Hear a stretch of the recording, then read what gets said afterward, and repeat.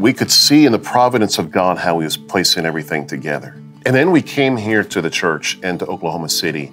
And I can't tell you how blessed we are, not just to be in the middle of a missional environment with a missional opportunity, but to be in the midst of and a part of a very loving church that's generous in its heart beyond measure, loves Jesus unconditionally and fully, and willing to follow anything that God puts in front of us. That's been a blessing to this pastor's heart. Hi, I'm Mark Costello from Virginia, and I'm the pastor of Glorieta Baptist Church. Hi, I'm Ann Costello, and I am Mark's wife, and I am from Martinsburg, West Virginia. So it's back in 2018 that God led Ann and I to start a nonprofit called First Nations Gospel Storyers. It was related to a vision that God gave me for spiritual awakening that would happen among our Native people across North America. So this summer, we were actually traveling up in Minnesota. We were at a Native conference that was hosted by Chief Ministries, and there my good friend Vern Charette was there speaking as one of the keynote speakers. Vern spoke on the first night. I remember very vividly the second night. I don't remember who was speaking. In fact, I don't remember much about that service because Vern and I had a conversation before the service. He was telling me about Brother Letke McIntosh and how he had retired from Glorieta. Well, I knew that because I was a good friend with Lit McIntosh. Back in the day when I was working as the National Missionary for Southern Baptists with the North American Mission Board, I had many connections with Glorieta Baptist Church, good friends with Lit, good friends with Emerson. And Vern said, man, he said, I think you need to send a resume. And I said, no, I don't. And I said, but I'll definitely see if I can't get some recommendations together. Well, I went and sat down to go through that service and participate. But I can't tell you much about that service because God took me to the spiritual woodshed when I was sitting in that worship service. He told me three things. First of all, he said, don't be so quick to dismiss my promptings. You see, I had very quickly said, no, I don't need to send a resume. Second thing he told me was this. He said, your yes needs to always be on the table. In other words, I needed to be completely surrendered to anything God asked me to do at any given time, wherever He was telling me to go, whatever He was telling me to do. The third thing that he told me in that service was, let me tell you why my plan is better than your plan. I had a vision that God gave me for First Nations Gospel Storyers. I knew that vision was solid. God gave me that vision 20 years ago. And I just knew, we knew together that was the time for that vision to come to fruition. It's just how we were going to go about accomplishing that vision that changed. I thought I was going to spend the rest of my years working for the Southern Baptist Convention of Virginia. I was going to retire in 9 years, and then I was going to travel the country in an RV and go from Indian community to Indian community to be able to make disciples and to be able to do what we do in First Nations. God said, no, it's not going to be apostolic travel. It's actually going to be from the platform of a local church. And Glorieta is that church. He made that abundantly clear to both of us. In fact, Ann knew that God was doing something to prepare us for a ministry move far before I knew or was willing to accept that. Why don't you tell that story? Okay. No, after Mark had gotten his doctorate, I guess, back in, 2017. And then God led us to begin our nonprofit of First Nations. And I just began to think about how, where God was leading us in Native ministry and being able to go back to that. We had done that many years ago when we served in Montana, pastoring at the Crow Indian Reservation and then working with NAM with Native ministry, and just knew that in my heart that God had a plan for us to perhaps get back into mission work. When we began our trip this past summer with our nonprofit, we made this stop in Minnesota during this missions conference. Oh, and I guess it was in 2019, the first summer we went out. It is. We had actually spoken with a director of Chief Ministries, and he began to share with us then. He said, you guys need to be around some more Native folks. And so in my heart, I had begun to pray, okay, Lord, where would you place us? Where could we be to be around more native folks? And so we just began to pray. And when we were on our mission trip and heading up into Minnesota, I was actually already praying, Lord, where is it? Where would you want us to go that would put us perhaps around more native families and people? And where would, would this place us somewhere even centrally in the country? My mind was just kind of going in different directions with all that. We were actually praying to see if it might be Minneapolis. Or I just didn't know. But wasn't that? No. When we were in the missions conference there that day, and I had no idea Vern had talked to Mark, and God just spoke to my heart about, just being willing to go whenever I say. You know what I'm saying? That whenever God calls you, just to be willing to go, no matter when, no matter where, just to have a clean, open hand about wherever God would lead. And so I had just recommitted that to the Lord that, if you were leading us somewhere, Lord, I was willing to go no matter what, no matter where.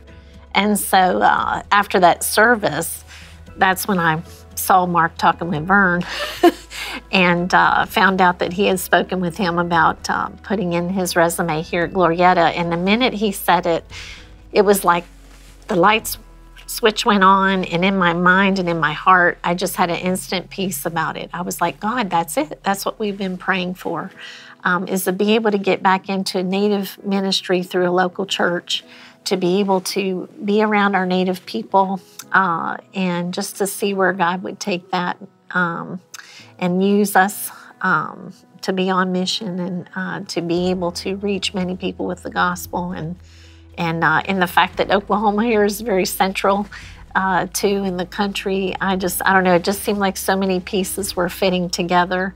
Mark and I went back to the camper and we just talked, and he was like, well, what do you think? Should we do it? And I said, yes. And he was just like, really? Like, I didn't even question, because I feel like God had already been preparing my heart that there was a move going to happen. God was going to take us somewhere to be on mission and to be serving. And so it just seemed it was actually just very clear to me that this was what God wanted us to do. So a cool element to all that story. As a missionary, I already knew all the demographics. I knew, for instance, that today we've got some 6.2 million Native people in all of the United States alone. That doesn't count the First Nations peoples of Canada. So we've got all these people. We've got history of evangelical work taking place in Indian communities across our country for, hundreds of years. But did you know that most evangelical work in Indian communities happens in rural and reservation settings?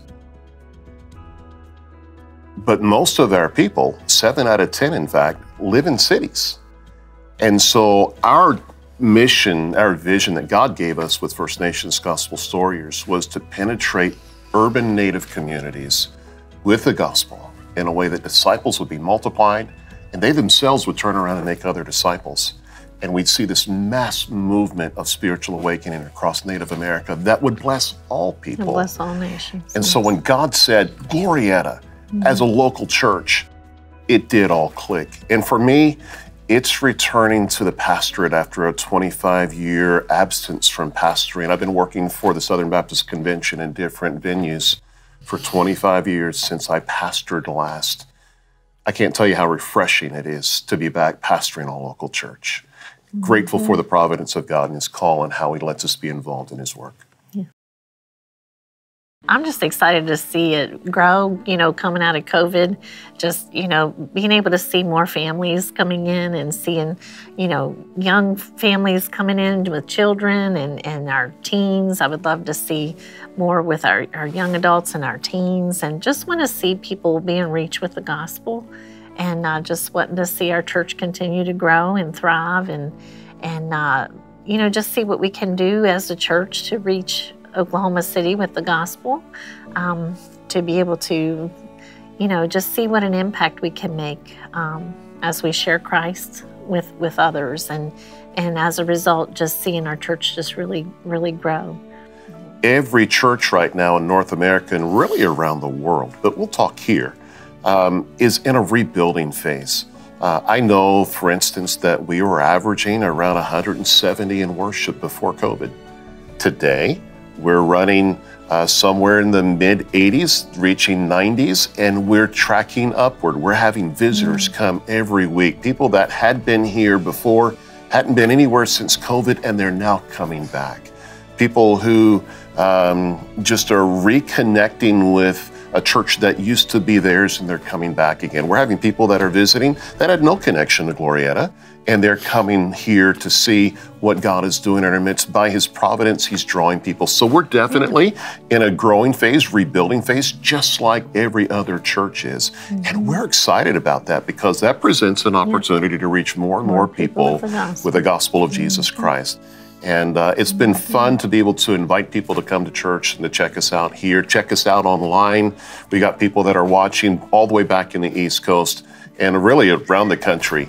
And we're just excited about what we believe God's doing. We think that God is going to give us a multiplication movement of disciples that God's going to raise up from our church with things that we'll do for evangelism and discipleship, where we're going to have teams that'll be able to go out on mission to other cities like Oklahoma City, cities like Denver, Colorado, Minneapolis, Minnesota, Chicago, Illinois. Those are all cities that have tens of thousands of Indian people, just like Oklahoma City. We're praying that God's going to use our church, just like the Antioch church in the New Testament, to raise up leaders, raise up missionaries, and send them out to start other churches just like ours in places that are underreached with the gospel, so they can share in the same hope and have the same fellowship that you and I share here at Glorieta. Yes. So you may be watching this video and you're wondering, hey, how can I get involved at Glorieta? We want to see you here. We meet every Sunday morning. We do worship at 10:45. We've actually reintroduced small group Bible studies. We call them Sunday school here. And that meets in the mornings at 9:45 on Sundays as well. So come join us. We usually have a coffee pot on. We usually have boxes of donuts laying around. We'd love to connect with you. Come join us Sunday morning for Bible study and for worship. I think you'll enjoy your time of fellowship here. We also meet for prayer on Wednesday nights. That's a strategic, vital activity of the church. And we get together on Wednesday nights and we just pray. You know, in these times right now, people are looking for hope and they need help.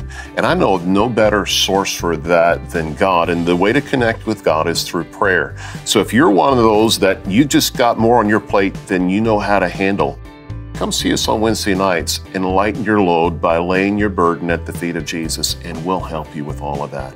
So come join us. We'd love to see you. You can check us out online as well. We've got an active Facebook page.